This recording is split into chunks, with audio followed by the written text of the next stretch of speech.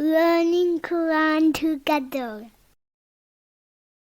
बिस्मिल्लाह अल्हम्दुलिल्लाह वस्सलातु वस्सलामु अला रसूलिल्लाह। सूरह अन्निसा आयत नंबर 36। वअब्दुल्लाह, और अल्लाह ताला की इबादत करो, वला तुशरिकू बिही शैआ, और उसके साथ किसी चीज़ को भी शरीक ना बनाओ। अल्लाह ताला ने सिर्फ अपनी इबादत का हुक्म दिया है, यानी शिर्क से रोका है, इसलिए कि उसी ने पैदा किया, वही रिज़्क देने वाला है, वही हर हाल में फजलो करम करने वाला है। इसलिए लोगों का फ़र्ज़ है कि वो उसी की इबादत करें और उसकी मखलूक में से किसी को उसका शरीक ना बनाएं। पहला हुक्म और पहला वाजिब अल्लाह ताला की मार्फत, उसकी तौहीद, उसकी अताअत में किसी को शरीक ना करना है। मुशरिकीन अरब बुतों की बंदगी करते थे और उन्हें अपने और अल्लाह ताला के दरमियान वास्ता बनाते थे, जैसा कि अल्लाह ताला का फरमान है, वयअबुदून मा दूनिल्लाहि मा ला यदुर्रुहुम वला यनफउहुम वयक़ूलून हाउलाइ शुफ़आउना इंदल्लाह कुल अतुनब्बिऊनल्लाह बिमा ला यअलमु फिस समावाति वला फिल अर्द सुब्हानहु व तआला अम्मा युशरिकून। और वो अल्लाह ताला के मां सिवा उसकी इबादत करते हैं जो ना ही उन्हें नुकसान दे सकते हैं और ना ही उन्हें फ़ायदा पहुंचा सकते हैं, और वो कहते हैं कि अल्लाह ताला के हाँ ये लोग हमारे सिफारिशी हैं। आप कह दें कि क्या तुम अल्लाह ताला को उस बात की खबर देते हो जिसे ना वो आसमानों में जानता है और ना ही ज़मीन में। पाक है वो और बेहद बुलंद है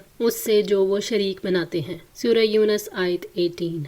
वलकद ऊहिया इलैका व इलल्लज़ीना मिन क़ब्लिका लइन अशरकता लयहबतन्ना अमलुका वलतकूनन्ना मिनल खासिरीन। और बिलाशुबा यकीनन आपकी तरफ और आपसे पहले लोगों की तरफ वही की गई कि अगर आपने शिर्क किया तो यकीनन ज़रूर आपका अमल ज़ाया हो जाएगा और आप ज़रूर खसारा उठाने वालों में से हो जाएंगे। सूरह अज़्ज़ुमर आयत 65। अल्लाह ताला ने अपनी इबादत का हुक्म इसलिए दिया है कि उसने हमें अपने लिए पैदा किया, इबादत को हमारी ज़िंदगी का मकसद ठहराया ताकि मोहब्बत और ताज़ीम के साथ हम अल्लाह ताला से जुड़ जाएं। हज़रत मुआज़ बिन जबल रज़ी अल्लाह ताला अन्हो से रिवायत है कि मैं अफ़ीर नामी गधे पर आप सल्लल्लाहु अलैहि वसल्लम के साथ सवार था। आपने फरमाया, ए मुआज़, क्या तू जानता है कि अल्लाह का बंदों पर क्या हक है? मैंने अर्ज़ किया, अल्लाह और उसका रसूल ही बेहतर जानते हैं। आपने फरमाया, अल्लाह का हक बंदों पर यह है कि वो अल्लाह की इबादत करें और उसके साथ किसी को शरीक ना करें, और बंदों का हक अल्लाह पर यह है कि उसको अजाब ना दे जो उसके साथ किसी को शरीक ना करे। मैंने अर्ज़ किया, ए अल्लाह के रसूल, क्या मैं लोगों को इसकी खुशखबरी दे दूं? आप सल्लल्लाहु अलैहि वसल्लम ने फरमाया, नहीं, वरना वो इसी पर भरोसा कर बैठेंगे। सही बुखारी 7373। वबिल वालिदैनी, और वालिदैन के साथ एहसानन, एहसान करो। अल्लाह ताला ने वालिदैन के साथ हुस्न सलूक की नसीहत इसलिए की कि दुनिया में किसी के वजूद में आने का ज़रिया वालिदैन ही होते हैं। वालिदैन की अहमियत के पेश नज़र ही अल्लाह ताला ने कुरान में कई आयतों में अपनी इबादत और वालिदैन के साथ एहसान और हुस्न सलूक का एक साथ जिक्र किया है, जैसे कि अल्लाह ताला ने फरमाया, अनिशकुरूली वाली वालिदई का, मेरा शुक्र अदा करो और वालिदैन का। फिर इसी तरह फरमाया, वकदा रब्बुका अल्ला तअबुदू इल्ला इय्याहु व बिल वालिदैनि इहसाना। अल्लाह ने ये फैसला कर दिया है कि तुम लोग उसके अलावा किसी की इबादत ना करो और वालिदैन के साथ अच्छा बर्ताव करो। जो शख्स वालिदैन को सताए उसकी आखिरत से पहले ही वो तरह तरह की तकलीफ़ों में मुब्तला किया जाता है। हज़रत अब्दुल्ला बिन अबी औफ़ी रज़ी अल्लाह तआला अन्हु से रिवायत है, कहते हैं कि हम नबी सल्लल्लाहु अलैहि वसल्लम की खिदमत में हाजिर थे। एक आदमी आकर अर्ज करने लगा कि एक नौजवान आलिम नज़ामे है, उसको कहा जाता है ला इलाहा इल्लल्लाह पढ़ो, मगर वो नहीं पढ़ सकता। आपने पूछा क्या वो नमाज पढ़ता था? तो आने वाला बोला, हाँ जी। तो नबी सल्लल्लाहु अलैहि वसल्लम उठकर साथ चल दिए, हम भी आपके साथ चल पड़े। आप उस नौजवान के पास तशरीफ ले गए और कहा कि ला इलाहा इल्लल्लाह कहो। उसने अर्ज किया, मैं नहीं कह सकता। फरमाया, क्या वजह है? किसी ने अर्ज किया, ये अपनी वालिदा की नाफरमानी करता था। आपने फरमाया, क्या इसकी वालिदा जिंदा है? लोगों ने बताया कि जी हाँ जिंदा है। फरमाया कि उसे बुला लाओ। वालिदा को बुलाया गया, वो हाजिर हुई तो आपने फरमाया, ये तुम्हारा बेटा है? उसने अर्ज किया, जी हाँ। आपने फरमाया, तुम्हारा क्या ख्याल है कि अगर बहुत बड़ी आग भड़काई जाए और तुम्हें कहा जाए कि अगर तुम इसकी सिफारिश करोगी तो तब हम इसको छोड़ देते हैं, वरना इसको आग में जला डालेंगे, क्या तुम इसकी सिफारिश करोगी या इसको जल जाने दोगी? तो माँ कहने लगी, या रसूल अल्लाह, तब तो मैं ज़रूर सिफारिश कर दूंगी। तो आपने फरमाया, फिर अल्लाह ताला को और मुझे गवाह बनाकर कहो कि तुम इस पर राजी हो। अर्ज करने लगी, या अल्लाह, मैं तुझे और तेरे रसूल को गवाह बनाती हूँ कि मैं अपने बेटे से राजी हो गई हूँ। आपने फिर उस लड़के से कहा कि कहो ला इलाहा इल्लल्लाहु वहदहु ला शरीका लहू व अशहदु अन्ना मुहम्मदन अब्दुहु व रसूलु। नौजवान ने ये अल्फाज कह दिए तो आप सल्लल्लाहु अलैहि वसल्लम ने फरमाया, तारीफ़ें अल्लाह ही के लिए हैं जिसने मेरे वसीले से इस नौजवान को दोज़ख से बचा लिया। वबिज़िल कुर्बा और रिश्ते दारों से। कुरान हकीम में 11 जगह पर रिश्ते दारों के हकूक़ का जिक्र मिलता है। इसमें तमाम रिश्तेदार शामिल हैं, चाहे वो दूर के हों या करीब के। उनके साथ कौल और फ़ेल से हुस्न सलूक करना है और कता रहमी नहीं करनी। अल्लाह ताला का इरशाद है, व आतिज़ल कुर्बा हक्कहु वल मिस्कीन व इब्नस सबील वला तुबज़्ज़िर तबज़ीरा। और रिश्तेदार को उसका हक दो और मिस्कीन और मुसाफिर को भी, और तुम बेजा खर्च ना करो, बेजा खर्च करना। सूरह बनी इसराइल आयत 26। हज़रत सलमान बिन आमिर रज़ी अल्लाह तआला अन्हो से रिवायत है, नबी सल्लल्लाहु अलैहि वसल्लम ने फरमाया, मिस्कीन को सदका देना सदका है और रिश्तेदार को सदका देना 2 नेकियां हैं, सदका भी और सिला रहमी भी। सुनन इब्ने माजा 1844। वल यतामा और यतीमों से, वो छोटे बच्चे जो अपने बाप से महरूम हो गए हों। तमाम मुसलमानों पर उनका हक है, चाहे वो उनके रिश्तेदार हों या ना हो, कि वो उनकी कफ़ालत करें, उनके साथ नेक सलूक करें, उनकी दिलजोई करें और उनको अदब सिखाएं और उन्हें दीनी और दुनियावी मामलात में उनकी बेहतरीन तरबियत करें। यतीमों की खबर लेने वाला और उन पर खर्च करने वाला कोई नहीं होता, इसलिए फरमाया कि उनसे हुस्न सलूक करो और उनके सर पर शफकत का हाथ रखो। हज़रत साहल बिन साद रज़ी अल्लाह तआला अन्हो से रिवायत है कि आपने फरमाया, मैं और यतीम की कफ़ालत करने वाला जन्नत में यूं होंगे। और आपने अपनी शहादत की उंगली और दरमियानी उंगली को बाहम मिलाया। सही बुखारी 6005। वल मसाकीनी और मस्कीनों से, मस्कीन वो लोग हैं जिन्हें इतनी ज़रूरियात ज़िंदगी हासिल ना हो जो उनको कफ़ायत कर सकें, तो अल्लाह ताला ने ये हुक्म दिया है कि उनको ज़रूरियात ज़िंदगी मुहैया की जाए। हज़रत अबू हुरैरा रज़ी अल्लाह तआला अन्हु बयान करते हैं कि आप सल्लल्लाहु अलैहि वसल्लम ने फरमाया, मिस्कीन वो नहीं है जो लोगों के यहाँ चक्कर काटता रहता है, 1 या 2 लुक़मे और 1 या 2 खजूरें लेकर वापस चला जाता है, बल्कि मिस्कीन तो वो है जो इतना माल नहीं पाता जो उसे मुस्तगना कर दे, और ना किसी को इसका हाल मालूम होता है कि कोई उसे सदका दे, और ना वो खड़े होकर लोगों से सवाल करता है। सही बुखारी 1479। अबू सईद खुदरी रज़ी अल्लाह तआला अन्हु बयान करते हैं कि आप सल्लल्लाहु अलैहि वसल्लम ने फरमाया, ये माल बड़ा सरसब्ज़ व शीरी है, तो इस मुसलमान का माल कितना अच्छा है जिसमें से वो मिस्कीन, यतीम और मुसाफिर को अता करता है। सही बुखारी 1052। वल जारी और पड़ोसी, ज़िल कुर्बा कराबतदार। नबी सल्लल्लाहु अलैहि वसल्लम फरमाते हैं कि मुझे जिब्राईल अलैहिस्सलाम पड़ोसियों के बारे में यहाँ तक वसीयत करते रहे कि मुझे गुमान हुआ कि शायद ये पड़ोसियों को वारिस बना देंगे। सही बुखारी 6687। आप सल्लल्लाहु अलैहि वसल्लम ने फरमाया, पड़ोसी 3 किस्म के हैं, 1 हक वाला यानी अदना, 2 हक और 3 हक वाले यानी आला। 1 हक वाला वो है जो मुशरिक हो, 2 हक वाला वो है जो मुसलमान हो मगर रिश्तेदार ना हो, और 3 हक वाला वो है जो मुसलमान हो और रिश्तेदार भी हो। मसनद अहमद। इसी तरह आप सल्लल्लाहु अलैहि वसल्लम ने बयान किया, वल्लाह वो ईमान वाला नहीं है, वल्लाह वो ईमान वाला नहीं है। अर्ज़ किया गया, कौन या रसूल अल्लाह? आपने फरमाया, वो जिसके शर से उसका पड़ोसी महफूज ना हो। सही बुखारी 6016। पड़ोसी के लिए मुनासिब यही है कि वो हदिया और सदका उसको देते रहें, उसको दावत पर बुलाते रहें, नरमी से उसके साथ पेश आएँ और उसको अजियत देने से बाज रहें। वल जारिल जुनूबी और अजनबी हमसाइयों के साथ। वो पड़ोसी जो करीबी ना हो, पड़ोसी का दरवाज़ा जितना करीब होगा उतना उसका हक ज़्यादा होगा। हज़रत आयशा रज़ी अल्लाह तआला अन्हा ने अर्ज़ किया, या रसूल अल्लाह, मेरे 2 पड़ोसी हैं, मैं इनमें से किसको हदिया दूँ? आपने फरमाया, उन दोनों में से जिसका दरवाज़ा तुमसे ज़्यादा करीब हो उसी को दे दो। सही बुखारी 890। वल साहिबी और साथी, बिल जम्बी पहलू के। इससे मुराद वो दोस्त जो साथ रहता हो, और ऐसा शख्स भी जिससे कहीं किसी वक्त साथ हो जाए, सफ़र के दौरान वगैरह। इसमें वो लोग भी आ जाते हैं जो इल्म हासिल करने, कोई काम सीखने या कारोबारी सिलसिले में साथ रहते हों, या जिन्हें पास बैठने का मौका मिले। वब्निस सबील और मुसाफिर, वो शख्स जो दूर किसी अजनबी शहर में हो, चाहे वो मोहताज हो या ना हो, और वतन से दूर होने की वजह से मुसलमानों पर उसका हक है कि वो उसे नहायत अच्छे तरीके से उसके साथ पेश आएँ और उसे उसके मकसद तक पहुँचाएँ। हज़रत अबू सईद खुदरी रज़ी अल्लाह तआला अन्हु कहते हैं कि हम एक सफ़र में जा रहे थे, तो उस दौरान आप सल्लल्लाहु अलैहि वसल्लम ने फरमाया, जिसके पास फाजिल सवारी है वो उसे दे दे जिसके पास सवारी नहीं है, और जिसके पास ज़ायद खाना हो वो उसे दे दे जिसके पास खाना नहीं। गर्ज़ ये कि आपने माल की एक एक किस्म का जुदा जुदा जिक्र किया, यहाँ तक कि हम ये समझने लगे कि अपने ज़ायद माल में हमारा कोई हक नहीं है। सही मुस्लिम 1728। इसी तरह आपने फरमाया, 3 आदमी ऐसे हैं जिनकी तरफ अल्लाह क़यामत के दिन देखेगा भी नहीं और ना उन्हें पाक करेगा और उन्हें दर्दनाक अज़ाब होगा। उनमें से एक वो जिसके पास रास्ते में फाजिल पानी हो और वो मुसाफिर को पानी भी ना दे। صحیح بخاری 2358۔ وما ملکت جن کے مالک ہوئے ایمانکم تمہارے دائیں ہاتھ، یعنی غلام اور کنیزیں وغیرہ۔ اس کا اطلاق گھروں، دکانوں، کمپنیوں یا اداروں کے تمام ملازموں اور نوکروں پر بھی ہوتا ہے۔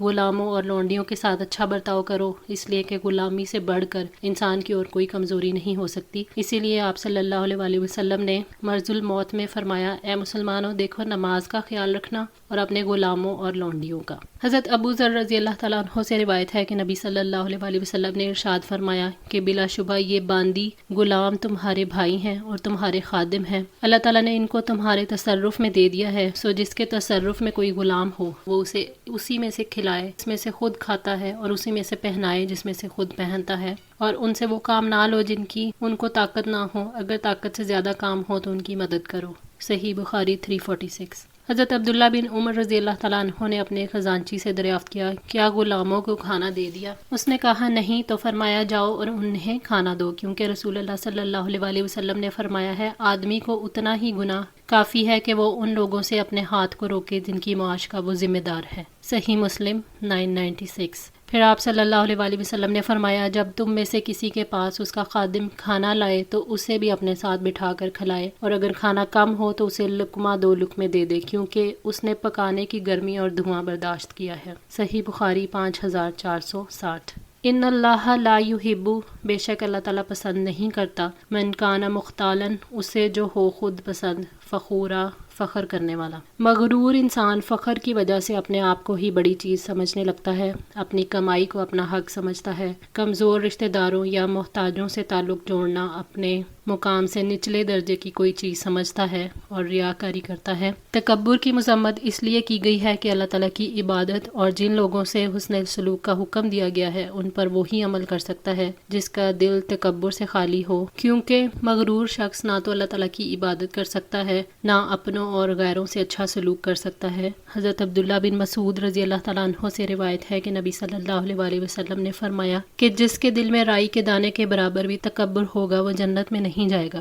اس پر ایک آدمی نے عرض کیا، ایک آدمی چاہتا ہے کہ اس کے کپڑے اچھے ہوں اور اس کی جوتی بھی اچھی ہو، تو آپ نے فرمایا کہ اللہ جمیل ہے اور جمال کو پسند کرتا ہے۔ تکبر تو حق کی طرف سے منہ موڑنے اور دوسرے لوگوں کو کمتر سمجھنے کو کہتے ہیں۔ صحیح بخاری 265۔ حضرت عبداللہ بن عمر رضی اللہ تعالیٰ عنہ سے روایت ہے کہ جو شخص تکبر کرتے ہوئے اپنا کپڑا گھسیٹ کر چلا، اللہ تعالیٰ اس کی طرف نظر رحمت سے نہیں دیکھے گا۔ صحیح بخاری 861۔ الذین، وہ لوگ، یبخلون، جو بخل کرتے ہیں، یعنی جو اپنا مال اللہ تعالیٰ کے حکم کے مطابق والدین، رشتہ داروں، یتیموں، ضرورت مندوں، بیوی بچوں، مسافروں، لونڈیوں اور غلاموں پر خرچ نہیں کرتے اور اس میں سے زکوٰۃ نہیں نکالتے جو کہ اللہ تعالیٰ کا حق ہے، لیکن جو دوسروں کے حقوق خوش دلی سے ادا کرتا ہے، اپنی ذات کے معاملے میں تنگی کرتا ہے، وہ بخیل نہیں ہے۔ وَيَأْمُرُونَ النَّاسَ، اور وہ لوگوں کو حکم دیتے ہیں، بالبخل، بخل کا۔ بخیلی یہ ہے کہ انسان اللہ تعالیٰ کے راستے میں خرچ نہ کرے لیکن ریاکاری اور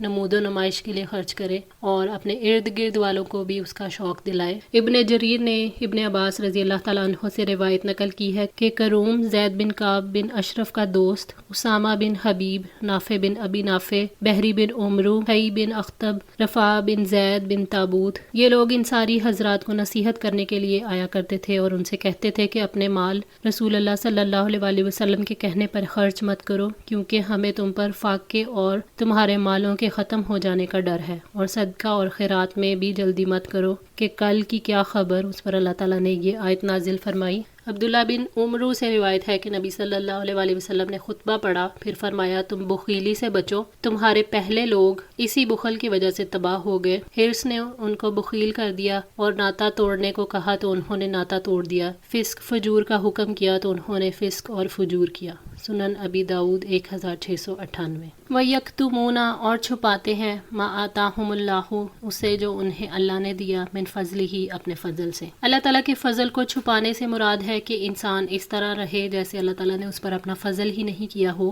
مثلاً اللہ تعالیٰ نے مال دیا اور مال والا اپنی حیثیت سے گر کر رہے، نہ اپنے آپ پر خرچ کرے، نہ گھر والوں پر، نہ حقداروں پر، اور نہ ہی نیکی کے کاموں میں وہ حصہ لے۔ وَأَعْتَدْنَا، اور تیار کر رکھا ہے، للکافرین، کافروں کے لیے عذاب مہینہ، رسوا کرنے والا عذاب۔ بخیل کو مال سے انتہائی محبت ہے، اس کی یہ عادت نہیں ہے کہ لوگوں کے حقوق کا خیال رکھے اور ان پر خرچ کرے۔ وہ ہر طرح سے ناشکری کا اظہار کرتا ہے اور اللہ تعالیٰ کے فضل پر پردہ ڈال کر اسے چھپاتا ہے اور کہتا ہے کہ میں تو خود فقیر ہوں، میرے پاس کیا ہے، اسے ظاہر نہیں ہونے دیتا۔ وہ اللہ تعالیٰ کی نعمت کا کافر ہے، اس لیے اسے ڈرایا گیا ہے کہ ہم نے ناشکروں کے لیے ذلت والا عذاب تیار کر رکھا ہے۔ نبی صلی اللہ علیہ وآلہ وسلم یہ دعا کرتے تھے، اے اللہ ہمیں اپنی نعمت کا شکر گزار بنا کہ اسے پا کر تیری بڑائی بیان کریں، ہمیں اسے قبول کرنے والا بنا اور اسے ہم پر مکمل فرما۔ والذین، اور وہ جو ینفقون اموالہم، اپنے مالوں کو خرچ کرتے ہیں، رئاء الناس، لوگوں کو دکھانے کے لیے، ولا یؤمنون باللہ،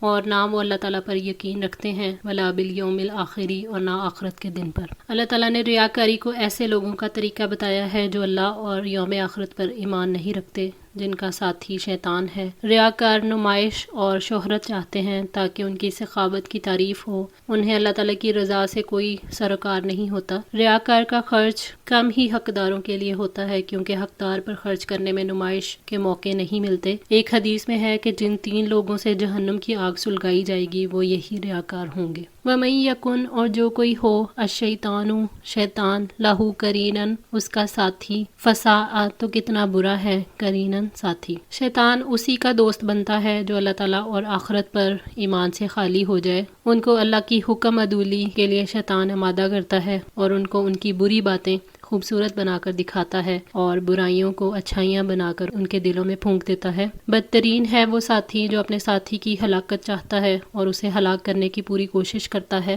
وَمَاذَا عَلَيْهِمْ، اور کیا ہوتا ان پر، لَوْ آمَنُوا بِاللَّهِ وَالْيَوْمِ الْآخِرِ، اگر وہ اللہ تعالیٰ اور آخرت کے دن پر ایمان لاتے، وَأَنفَقُوا، اور وہ خرچ کرتے، مِمَّا رَزَقَهُمُ اللَّهُ، اس میں سے جو رزق دیا انہیں اللہ نے۔ اللہ تعالیٰ نے واضح کیا ہے کہ ایمان کا راستہ ہی محفوظ راستہ ہے۔ کیا حرج ہے کہ اگر وہ اللہ تعالیٰ پر ایمان لاتے اور ریاکاری کو چھوڑ کر اخلاص اور ایمان کا راستہ اختیار کرتے اور نیک اعمال پر، اللہ تعالیٰ کے وعدوں پر یقین رکھتے، اس سے جزا کی امید رکھتے اور جہاں اللہ تعالیٰ نے حکم دیا ہے اسی جگہ پر اپنا مال خرچ کرتے۔ وَقَانَ اللَّهُ، اور اللہ تعالیٰ ہے، بِهِمْ عَلِیمًا، انہیں خوب جاننے والا۔ اللہ تعالیٰ علیم ہے، نیتوں سے خوب واقف ہے، وہ خوب جانتا ہے کہ کون کیا حق رکھتا ہے اور کیا نہیں، اور وہ جانتا ہے کہ کسے ہدایت کی توفیق دی جائے اور کسے نہیں دی جائے، اور کس سے اللہ تعالیٰ کی رضا والے کام کروائے جائیں اور کس سے نہیں کروائے جائیں۔ اللہ تعالیٰ نے مغرور، بخیل اور حریص لوگوں کو اپنی اس صفت علیم کا احساس اس لیے دلایا ہے تاکہ لوگ اپنے دل اور زندگی کے معاملات پر اللہ تعالیٰ کو گواہ محسوس کر کے ان برائیوں سے بچ سکیں۔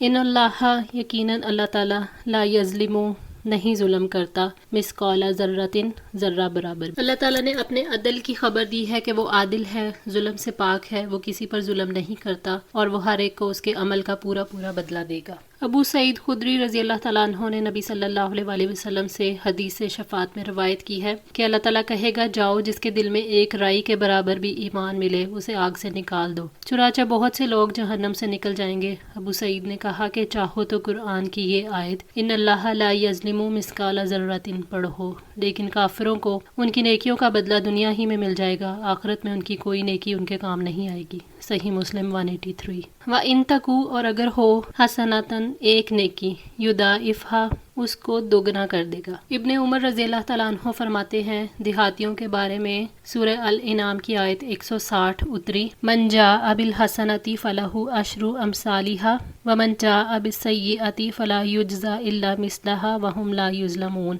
جو شخص نیک کام کرے گا اس کو اس کے 10 گنا ملیں گے، اور جو شخص برا کام کرے گا اس کو اس کے برابر ہی سزا ملے گی اور ان لوگوں پر ظلم نہ ہوگا۔ تو کسی نے پوچھا، پھر مہاجرین کے لیے کیا ہے؟ فرمایا، اس سے افضل آیت ہے۔ پھر انہوں نے یہی آیت پڑھ کر سنائی کہ بلا شبہ اللہ تعالیٰ کسی پر ذرہ برابر بھی ظلم نہیں کرتا، اور اگر ایک نیکی ہوئی تو اس کو دوگنا کر دے گا اور اپنے پاس سے بہت بڑا اجر عطا فرمائے گا۔ اللہ تعالیٰ نے یہ اس لیے فرمایا تاکہ لوگ اپنی نیکیوں کے حریص ہو جائیں اور برے اعمال کرنے سے بچ سکیں۔ وَيُؤْتِي، اور وہ دے گا، مِن لَدُنْہُ، اپنے پاس سے، اجرًا عظیما، بہت بڑا اجر۔ اجر عظیم سے مراد جنت ہے۔ یا ارحم الراحمین، ہمیں بھی اپنی رضا اور جنت نصیب فرمانا، آمین یا رب العالمین۔ آج کے لیے اتنا ہی، دعا ہے اللہ تعالیٰ ہماری اس کوشش کو قبول فرمائے، ہماری غلطیوں کوتاہیوں کو معاف فرما کر ہماری اصلاح فرمائے۔ جزاکم اللہ خیر، والسلام علیکم ورحمۃ اللہ وبرکاتہ۔